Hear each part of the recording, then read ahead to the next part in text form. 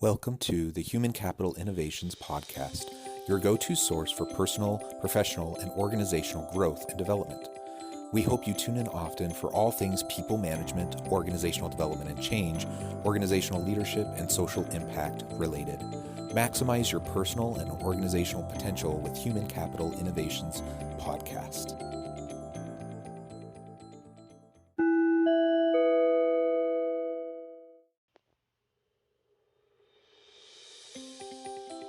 Welcome to the Human Capital Innovations Podcast.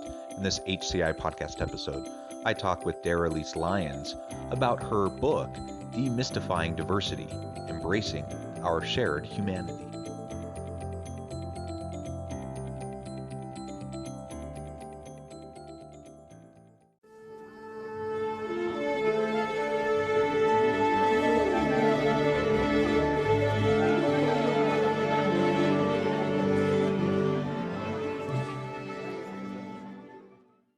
Daralyse Lyons, welcome to the Human Capital Innovations Podcast.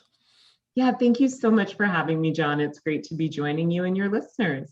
Thank you. I'm excited to have a nice conversation today. We're going to be focusing on diversity, equity, and inclusion, and Daralyse's new book, Demystifying Diversity, Embracing Our Shared Humanity. I love that title. I'm really excited to explore this topic with you today. As we get started, I wanted to share Daralyse's bio with everybody. Daralyse Lyons is a journalist, an actor, and an activist. She has written more than 24 full-length books, a handful of short stories, and countless articles, performed in various plays and improv comedy shows. She is a member of the National Association of Black Journalists and summa cum laude graduate of NYU with a double major in English and religious studies and a minor in history. After writing an award-winning children's book, I'm Mixed, about embracing her multi-ethnic heritage, Daralyse found her passion and her purpose educating others about the need to embrace all aspects of themselves. She then went on to create the Demystifying Diversity podcast and to write the book Demystifying Diversity, Embracing Our Shared Humanity. She works tirelessly as a full-time DEI expert and inclusivity strategist. I love it. Everything about your background and your focus is fantastic and such important work. Thank you so much for joining me today. Anything else you would like to share by way of background or personal context before we dive on into the conversation? Yeah, thank you so much, John. I think my bio says quite a lot, so thank you for getting through all of that. Just the thing I will say is that for me, it doesn't feel like work. It feels like more of a, like a yearning of my soul to do this. And so it definitely feels like a mixture. There are times when it's really hard and grinding, and there are times when it feels like dancing and like play. And mainly it's just, I like to say that I get to fall in love with people for a living. I get to interview hundreds and hundreds of people from all different backgrounds, all different stratospheres of life. And there's such beauty in that, in learning about the richness that comes from diversity. And for me, I found it to be so expansive as opposed to limiting. I think sometimes people get afraid of DEI, but it has opened my life in ways that I can't even convey in words, which is saying something because I love to talk and I love to write. Well, that is wonderful. And how lucky to have found work that just so directly fits your passion. It sounds, I often hear people talking about their work as a calling when they describe it the way you just did, where you just feel driven, purpose-driven to make a difference in the world. And clearly the diversity, equity, and inclusion space is one of those spaces that is messy. It's challenging. People can be very uncomfortable, and you have well-intentioned, well-meaning people who just, are trying to figure out what to do and how to do it without hurting people in the process. And that's a really hard thing. And so this space is a challenging one. There's lots of tension. And, like you said, every job, all work has the stuff that we don't always love doing, some of the tedious stuff that has to be done. But it is wonderful when we can connect with our purpose, our passion, and our, personal calling, if that's what we want to call it. Yeah, and I mean, maybe I'm biased here. I mean, I know I'm biased, right? Like that's part of the work that I do is looking at the fact that we as human beings all have biases. But I believe that anyone can benefit from exposure to different people, different experiences, different learning. So, I think sometimes people do themselves a disservice by, as you said, the work can be uncomfortable and sometimes you don't know what to do. And I find that many people will push up against that edge and maybe take a step back or stop doing the work or stop engaging in meaningful ways. And I have found that to be so counterproductive. It's like any other skill, right? And if I wanted to learn algebra, I would probably make some early mistakes as I was learning algebra. But it would benefit me to kind of keep pushing through and maybe get some coaching and maybe read a little bit about it and, and continue to engage with the material. And I think diversity, equity, and inclusion is certainly a far more enriching. Perhaps I've used it far more than my high school algebra. I'll just say that. So, yeah. So my wife is a math teacher, so she might take exception to that a wee bit, but I get where you're coming from. And my background, social science and, consulting in this similar space and teaching at the university. And I get it. I've always been more, on this side of the spectrum in terms of my focus and where I put my energies, similar to what you do. So tell me a little bit about how you found yourself in this space. Why did you end up focusing on DE&I, and how did you get into your podcast and writing your book? Yeah, so I'm 37 now, and I want to say that I was born into this work because I'm biracial. And so my mom is white and my dad is Black. And I was really lucky looking back to have been told that that was that I could hold those simultaneous identities. I didn't ever feel like I had to choose one side or the other along this imaginary racial divide. I never felt like, I guess I always felt an appreciation for my Blackness and an appreciation for my whiteness, and looked at the rich cultural heritages that that I was born into as a benefit. And so I navigated the world that way. And that led to a lot of conversations with people about race, kind of for my whole life. And then later I came out as bisexual, and that led to a lot of conversations about, just living in the spectrum between extremes. And so I feel like I had started to do that just as a passion, just because people were curious and they found me someone that they could talk to about things. And I also have an inquisitive spirit. So I feel like I was informally engaging in these topics for a long time. And then I wrote a children's book called I'm Mixed, which I wrote under the pseudonym Maggie Williams a couple of years ago. And that came out, and just the reception for that book was amazing and far beyond what I thought it would be, John.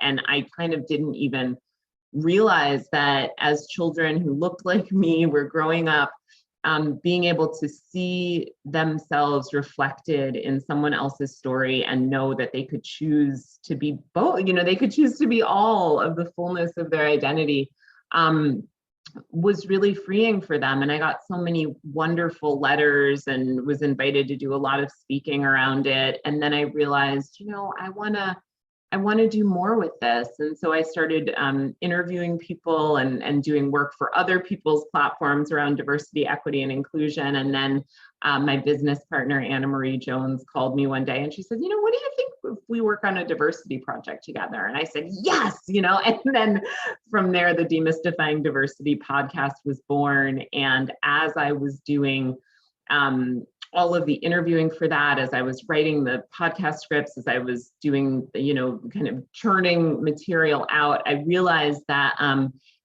podcasts are wonderful. They're incredible. We're doing a podcast now, it's great. It's learning. And it tends to be a little more passive learning and more passive listening and taking information in. And so I wanted to write a book that would give people the ability to begin to apply some of those skills that we were talking about in the podcast, and to really have some action step so that they could engage in meaningful ways, and put the information into practice. And so that was the impetus behind writing Demystifying Diversity, Embracing Our Shared Humanity. Well, that's so great. And, you know, as you were describing that, your personal background is such that you just found yourself having these conversations naturally, right?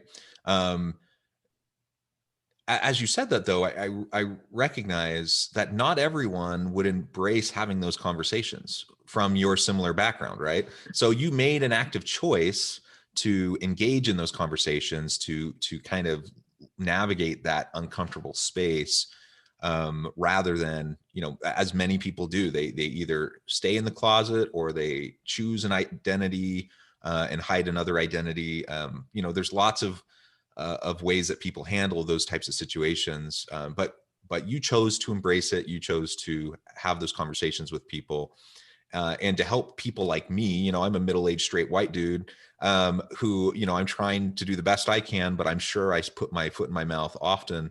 And, but, you know, I want to be an ally. I want to be supportive. I want to be helpful. I want to create an inclusive culture within the organizations I lead, and I want to be supportive of those around me. And so I need people to be able to have that kind of dialogue with. I need to be able to explore and understand and learn and grow. And when I mess up, I need to figure out why and how I can do better. And I think we all kind of find ourselves in that space. So I appreciate your willingness to engage in something that is challenging, and that ultimately, you know, you were able to find your comfort level within, you know, that kind of that messiness in that space.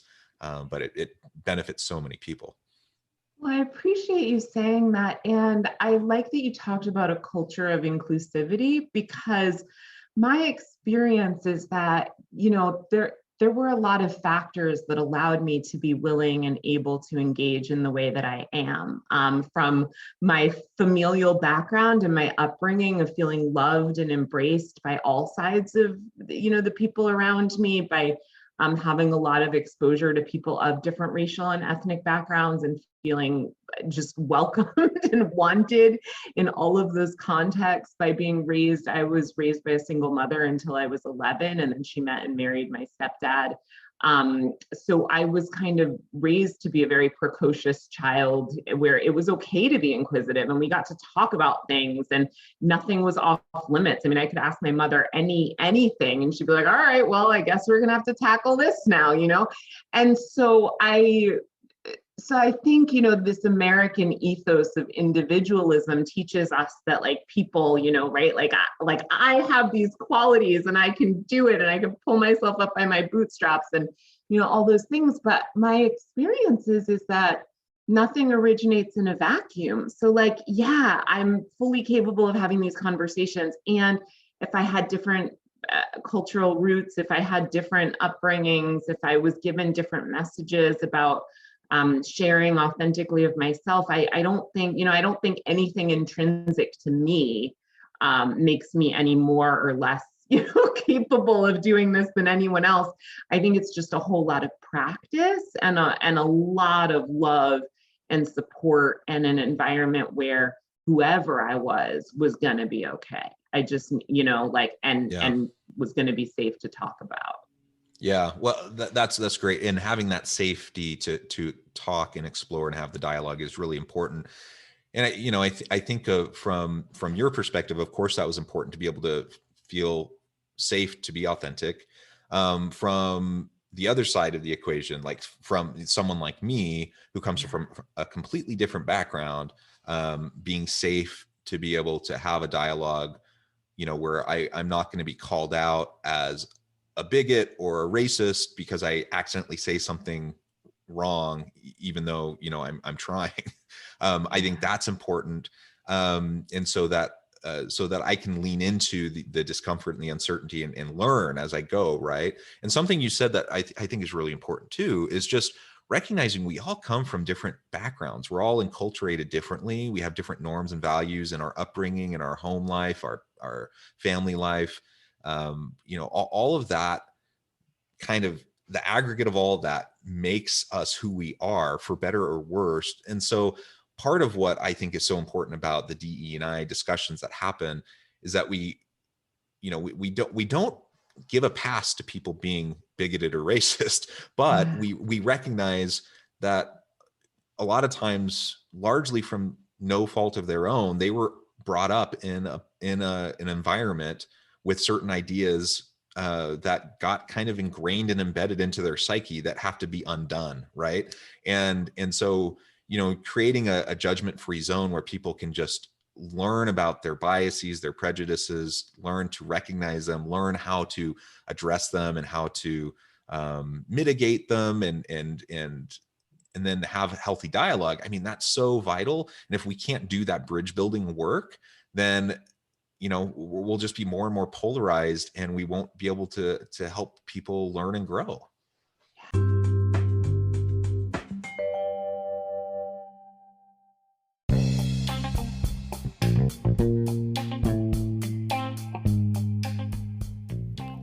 I'm excited to announce the publication of my new book from HCI Press, The Alchemy of Truly Remarkable Leadership: Ordinary, Everyday Actions that Produce Extraordinary Results. Consider how the nature of work has shifted over the past 50 years. With increased globalization, rapid technological advancement, and the shift in economic composition, the average job of today looks very different than the average job of 50 years ago. What will the jobs and organizations of tomorrow look like? Moreover, what does this all mean for organizational leaders? What are the core competencies and capabilities of organizations and their leadership that are prepared for continued disruption and geopolitical and socioeconomic shifts? Regardless of what the future holds, increasingly, leaders need to be socially minded, data-driven, decisive, champions of talent, and disruptors of the traditional notions of leadership, teams, organizations, and work. The Alchemy of Truly Remarkable Leadership will help you to explore your own leadership competencies and capabilities and consider ways to apply and implement them into your workplace and personal life.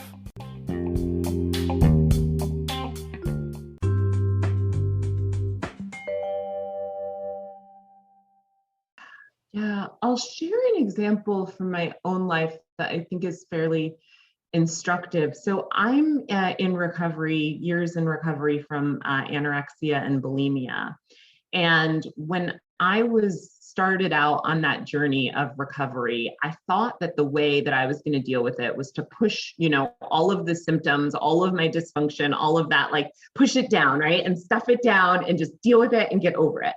And what I learned as I began to deepen my recovery was that actually it was in learning to love like all the parts of myself, all the crevices, all the crannies, to expose all the things to the light and really look at like, okay, well, what is driving me and what is going on and what are the things that are dysfunctional or pained or whatnot. Like as I started to begin to expose that more and more and more, I started to really have an authentic sense of self-love and humility, and humility at the same time, because like it's not always fun looking at that stuff. But it was great. Like I got to love myself the way that I was loved by others and the way that I was taught to be as a child in the process of kind of doing this deep recovery work. And why I share that is that I think people often will do the same thing when it comes to an uncomfortable topic like racism or bias or prejudice. It's like, in trying to stuff it down, we actually intensify these things. And so I'm not saying if you have a prejudiced thought or you have a racist thought, like you need to go and tell the person that you're judging, this is what I'm thinking of you. That's not what I'm saying at all. But I'm saying that, notice if biases are coming up for you, if you're judging a person who presents a certain way or whatever, write that down, make a note, journal about it. Challenge yourself to investigate, like, okay, if I'm judging a member of this race or this religion or whatever, what can I learn about this person or something about this person's background that is inspiring to me, that is hopeful. Like let's bring this stuff out so that we can move through it. And that's what I have found in every area of my life that I resist delving into. It's like it's gonna just get bigger and worse until I deal with it. And I think, on a national level, we're dealing with that. Like, we have an invitation to either move into recovery or not, from the past, and to acknowledge that the past is still and will always influence the present. And if we don't engage with that, well, then it can't get better. Yeah, I love that. So everything we're talking about, I think, has a lot of relevance to individuals listening. I need to do that inner work, that self work, to recognize my implicit biases, my prejudices. I need to learn from the lived experience of others who are different than me, so I can learn to appreciate their background, their story, their the challenges that they face, and develop some more compassion and empathy for them. So on an individual level, that's super important. But we do a lot of this work within organizations. There's tons of research that talks about the benefits of diversity, equity, and inclusion in the workplace. It's very clear that diverse workforces are more innovative and creative, bottom line results for organizations. And we could run down, all of those stats, but the problem still persists. The business case for diversity, equity, and inclusion is crystal clear. The human case for diversity, equity, and inclusion is crystal clear. If we're going to be good, moral, ethical people, we need to treat everyone with dignity and respect. That shouldn't be in question. Yet the problem persists. In organizations, we still have all sorts of challenges around having an inclusive environment and a safe environment. So what are some of the things that you do with clients to try to help move the needle and actually get past having the dialogue, which is super important for that inner self work that we need to do, but start to shift and change the organizational culture, the policies, practices, procedures that systemically, continue the whatever the harm has been in the past? Absolutely. I love that question. Before I answer it, I want to dial it back a little bit to something that you said, because it'll inform how I answer this question. So, John, you spoke about how, the human case is crystal clear. You talked about how, it helps us to be more empathetic. It helps us to be a better person. It helps us to just be good relatives to one another. And I want to give another reason why it's actually highly important is because most of us walking around today are being driven by internal forms of oppression that we are not cognizant of, right? Like messages that you were told that when you were 5 years old about how you needed to be, because of your gender, because of your race, things that you experienced in terms of feeling left out or isolated, right? Like we're all of us are kind of carrying certain wounds, certain messages, certain beliefs about what is and is not permissible. And so I have found that as we engage with diversity, equity, and inclusion work, as I engage with this work, not only does it help me to be better to others, but it helps me to be more fully and authentically myself. And so I just wanted to say that, and it helps the people I work with are like, oh my gosh, I didn't realize that I was oppressing myself in this way. I didn't realize that, I could like let my hair be natural and enjoy that as opposed to straightening it because that's what I was always told to do. Or I didn't know that I mean, just different things come up for people, and it really helps them in their personal life and in their parenting and in, a lot of things in the home life. And so why I share that before going into the organizations and the work that I do in organizations is because I think that as long as we make this work about someone else, the motive isn't quite there. The drive doesn't tend to be there as much as if there's a self-interest involved. And even to the extent that we make it about like, okay, well, let's look at the profitability of businesses, which increases, let's look at inclusivity and why, the ideas and the innovations are better. Well, that's all well and good, but I think most of us we're all wired with that flight, fight, freeze response. And so when our backs are to the wall, we revert to old ways of being. We kind of like our automatic programming takes over. And so I find that when people start to really feel themselves shifting in positive ways and stepping into a more empowered version of who they are, they get on fire about this work, and it becomes really, really exciting. And you kind of, then you're like, okay, stop, like it's all right. You don't have to do it 24/7. So I try to really kind of enter into it in a way where the focus begins on self and then moves outward. And I have found that is way more effective. So like when I'm working with coaching clients and stuff, I'll ask them, okay, well, what are some biases that you hold against yourself? What are some judgments that you have about what you're allowed to be and do in the space? What are times when you have felt personally ostracized or uncomfortable? Like, let's talk about that first. And then when we start to talk about that, that person starts to realize, like, oh my gosh, this is what I would need to feel safer. And how do I kind of radiate that outwards? And then they start to really, I guess I want to say, internalize this work in a more meaningful way. And then the outward expression of it gets better. And community building, I think, is really important as well in corporations, that we have to kind of dismantle this notion that my winning means you lose, or you winning means I lose, because I think there is still some of that often operates in a corporate structure.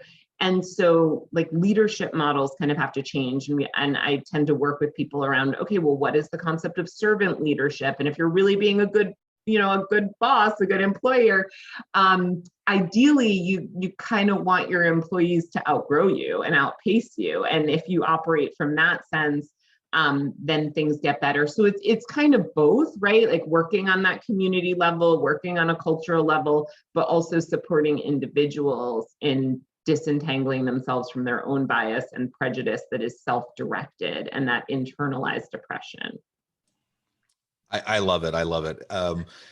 Daralyse, everything that we've been talking about has been just so insightful and fascinating. And I'm sad that our time is coming to a close, but we've only scratched the surface. I think if you ever want to come back on, I would love to have you again, so we can continue the conversation. I would love that. Yeah, we did just scratch the surface. I'm like, but there's so much more. But yes, I would love to come back. But before we close today, I just wanted to make sure I gave you a chance to share with listeners how they can get connected with you, find out about your podcast, your book, the work that you do as a coach and a consultant, and then give us the final word on the topic for today. Sure, absolutely. So there's two primary ways that people can contact me directly. You can either go to demystifyingdiversitypodcast.com, or you can go to daralyselyons.com, and my name is spelled DARALYSELYONS.com. The Demystifying Diversity podcast is available anywhere you listen to podcasts, and the book Demystifying Diversity, Embracing Our Shared Humanity should be available in bookstores everywhere, but depending on pandemic restrictions, you may still want to just order that online. And I guess what I would encourage your listeners to think about today in terms of like what's a current actionable item that they can take from this is to think about something in your life that would get better if you could give yourself permission to be more fully who you are. And so I would just encourage people to think about that. So for example, I did an episode on fat activism and fat liberation, and people talking about sort of diet culture and how painful it is to be in bodies and be judging themselves. So like, what if you could just be you today, right? And not judge your body, or if there's an element of your sexuality that you'd like to express, or just something, just think about, if the world were a safer place, what would I let out? What part of me would I express? And then find someone to share that with. just find a place of connection and intersection with someone where you can create a moment of safety and a moment of authenticity, because I think that is the work of embracing our shared humanity. And it begins often by leading with vulnerability, not expecting other people to be the first to go with their vulnerability. Yeah, that's wonderful. Well, thank you so much for joining us today. It has been a real pleasure. I encourage listeners to reach out, get connected with Daralyse, check out her podcast, her book, see what she and her organization can do to help you. And as always, I hope everyone can stay healthy and safe, that you can find meaning and purpose at work each and every day. And I hope you all have a great week.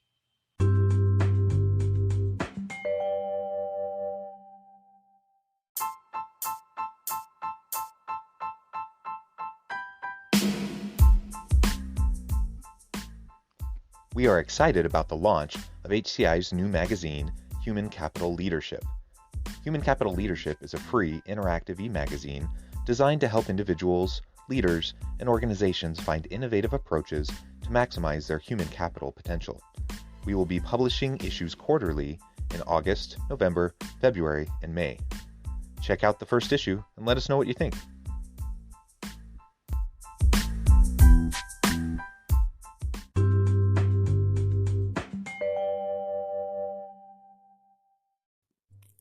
Thanks again for joining us for this episode of the Human Capital Innovations Podcast. I hope you stay healthy and safe and that you have a great week.